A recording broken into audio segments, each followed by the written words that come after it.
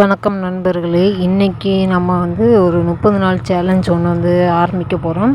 அதாவது இந்த 30 நாள் சேலஞ்ச் எதை பற்றி இருக்க போகுது அப்படின்னா, இன்னையிலேருந்து நான் விதை விதைச்சி அது எத்தனை நாளில் பூ பூக்குது, அதாவது இந்த 30 நாளில் என்னென்ன மாற்றங்கள் நிகழுது, எப்படி செடி வளருது அப்படின்றத இந்த காணொலியில் பார்க்க போகிறோம்.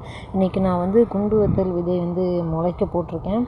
இது ஞாயிற்றுக்கிழமை நான் சும்மா தூவி விட்டுருக்கேன். எனக்கு தண்ணி எதுவும் ஊற்றலை. இன்றைக்கி தான் தண்ணி ஊற்றி அந்த விதைகள் எல்லாம் சரி பண்ணி வச்சுருக்கேன்.